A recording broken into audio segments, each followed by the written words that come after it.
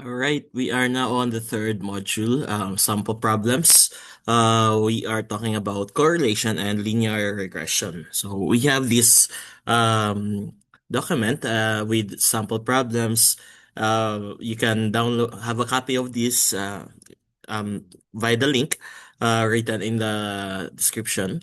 But for this video, we're going to talk about three of these examples only, right? So first one, which we have the example 3.1, which says an engineer is investigating whether power consumption in milliwatts and clock speed in megahertz of a microcontroller have a linear correlation. So we want to verify that claim. And we can do that by describing the relationship of the said variables with the following collected data. All right. So now we have this data set. We have 15 sample points for the clock speed and then 15 sample points for the power consumption. All right. So this is an example of a correlation problem because we are asking for the relationship of the said variables, whether there is a strong, a weak, or no correlation, and at the same time whether there is a positive or a negative relationship between the two. Okay, so since the correlation is linear, we use the Pearson's R. Actually, since the values are either are purely numerical, not ordinal, then we can use Pearson's correlation formula. So we can use this formula, wherein we need 5 columns apart from our data points. So first we have to list down all our data points. We consider the X as our clock speed and then the Y as our power consumption. Or in other words, we assume the independent variable is the clock speed and the dependent variable is our clock consumption, or I mean power consumption, right? So we list them down, okay, the 15 data points. And for the X values, we subtract the mean. First, by the way, we have to take the mean, list them down, and then take the mean. So the mean, by the way, just add these together divided by 15, since we have 15 sample points. So we end up with 240. So the mean is 240. And same thing with the y, actually. We list them down, take their sum, and then divide by 15, and we end up with 124. Okay. Now, for the third column, we have the difference between the x values and the mean. So, or the x mean, right? So that would be 100 minus 240. 100 minus 240, that is negative 140. Okay, same thing here. 120 divided by 240, I mean minus 240, we have negative 120. So you repeat that until we have completed this column. So 380 minus 140, I sorry, 380 minus 240 is 140. Okay, so Um, you do the same thing for the y part. Okay, 50 minus their mean, 124, that is negative 174.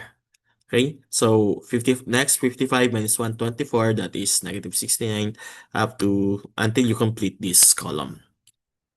After that, we take the product of these two columns. So 140 times negative 140 times negative 74, that is this number. Next, negative 120 times negative 69, that is this number, and so on. So you just multiply these two and write the values here. Okay? And then you sum them up. Okay? So the sum of all this thing, the differences, okay?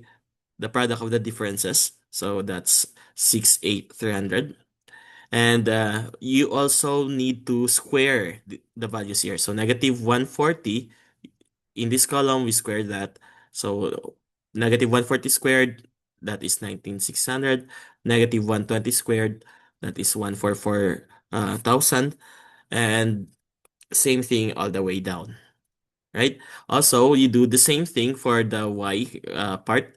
Negative 74 times squared, it becomes 5476. Negative 69 squared, that would be 4761. And again, do the same all the way down. And once you have completed these columns, you take their respective sums, okay? And we will substitute them to our formula. Okay, so now the product, this sum of products is actually this one, the sum of these numbers. Okay, so that's 6,800. So we replace this with 6,800. Next, we have the sum of all the products.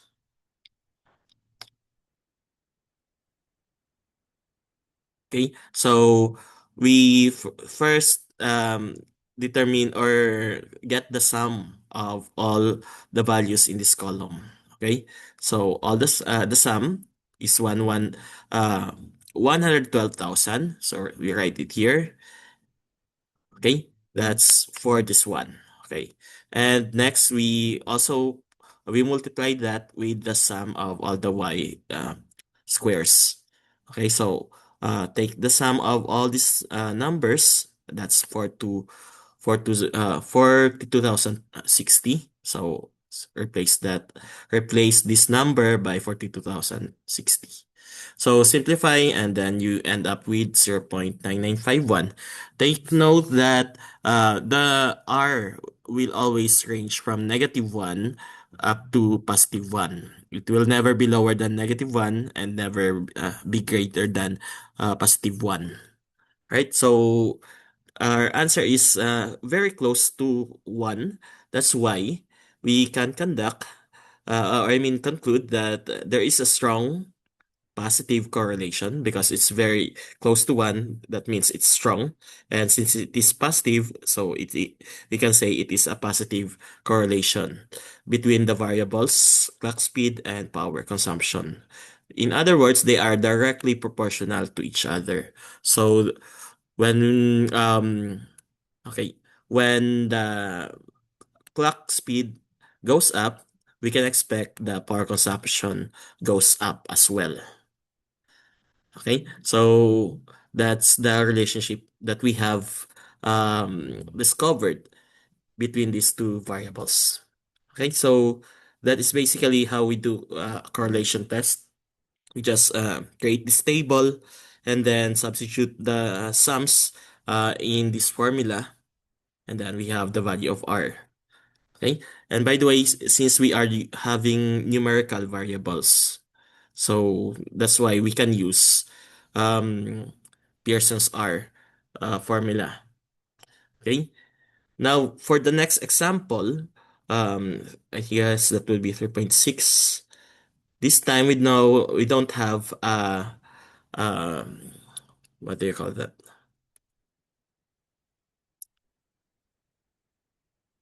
Mm-hmm.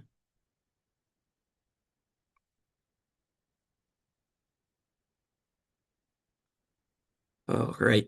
So we are considering this as normal or ordinal data. For some reasons, we are doing ranking. So when we have some or when one of our variables is numerical, then we use the Spearman-Rao correlation instead. Okay, so in this one, actually, we are not um, really required to use Spearman, but for demonstration purposes, we are going to use Spearman correlation, right? So, um, right, we have this formula. We need to get the differences and then also the n, right? So now what we do, By the way, this is our data set. We have the two variables here, SNR and the BER. Okay, these are terminologies in digital communication systems, right? So we need the sum of the d squared, okay, all the d squares. So now we have to rank 1 to 15, okay? So all our x and y's must be ranked from y to 15. So uh, uh, we are going to sort our x values, okay, starting from 5, I guess. 5 is the lowest from this data set. Okay, the lowest SNR is 5. I guess this is already in order. 5, 7, 9, 11, 13, 15, 17. Okay, this is already in order. So we just copy it here, right? And then that's the ranking 1 to 15. Now the corresponding Y for each X must be written also. Um, we are ranking, in terms of Y, we are ranking them, right? So, okay, I guess I should have written, instead of 1 to 15, okay, this should be replaced by the actual Y values.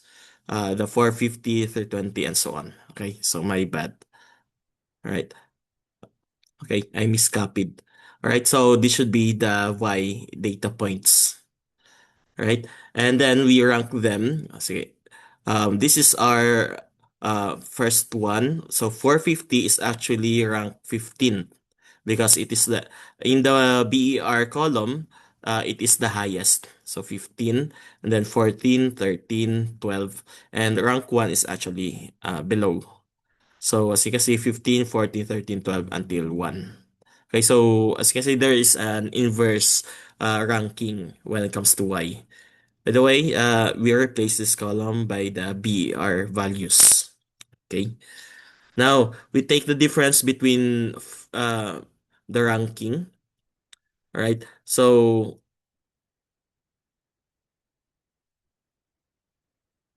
that would be, wait.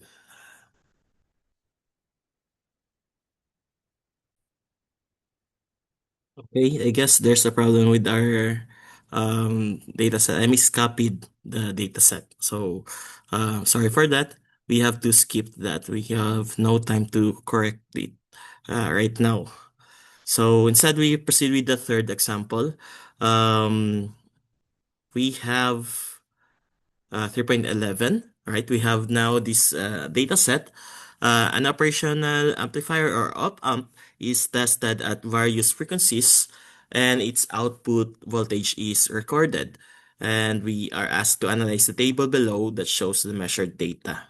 So, um, although it was not mentioned in the problem, this time we are actually trying to derive the corresponding regression model. Okay, so now using this formula, since we are talking about simple linear regression, um, why simple? Because we only have one independent variable, and that is the in this case frequency. So we are testing the the amplifiers in various frequencies. So we are um manipulating the frequencies to determine the corresponding output voltage. So independent, dependent. So here we only have one independent variable. That's why we can consider this as our um as a simple linear regression. So we have this formula. Um, to solve for the slope or the slope coefficient of x, we have to use, okay, we have these things.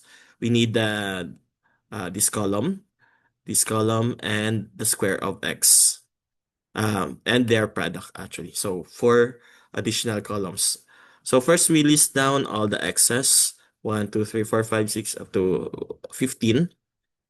Okay, so all the excess 1 kilohertz, 2 kilohertz, up to 15 kilohertz. And then otherwise the corresponding voltage. Okay. And then we take the mean of x and y. Okay, so the mean for x is 8 and the mean for y is 4.07. And then we have here the differences between the x values and the mean. So 1 minus 8 is -7, 2 minus 8 is -6, and so on. Lastly, we have 15 minus 8, that's 7. Okay, you do the same with the y. We have 4.07, that's why zero point 0.5 minus 4.07 is 3.57, -3.57. And you do that the same all the way down, right?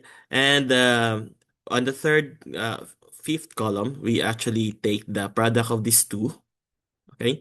-7 times -3.57, that would be 25.01. -6 times -2.97, that is 17.84. Okay, you do the same until you complete the table. Additionally, we also need the square of the x values, or the xi minus x bar values. So -7 squared, that is 49. -6 squared, that is 36, and so on.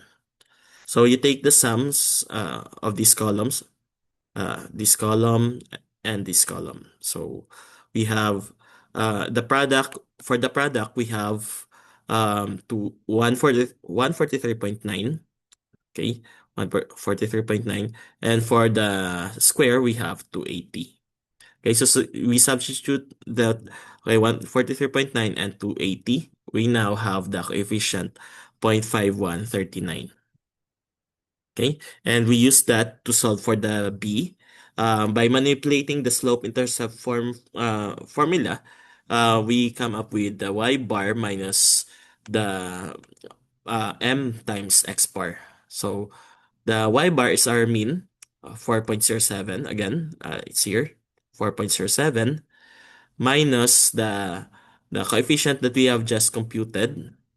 Okay, this one, times the x bar, which is the mean of x, that's 8. Okay, so compute this and we get the b-intercept. Right? So now we have here this regression equation. Okay, we have this m and this b. So this is a simple linear regression already, and we can make use of it to make some predictions. So for example, um, hmm, okay, I'm not going to discuss the capital R squared. That's too long. But you can observe the formula here. So here's our plot actually. Like what I mentioned in the slides, um, if we plot them, we form actually a straight line, and that straight line is what we call a trend line or regression line, and it has a corresponding equation. That's what we derived earlier. This one. Okay, so using Excel, actually, this is the corresponding plot and trend line and its value of linear equation. Okay, so as you can see, it is we can say there is a strong positive correlation between the two variables, the frequency and output voltage, and it is positive because it has an upward trend. And if you compute the R, the small letter R, Pearson's R, you'll see that it's almost 1.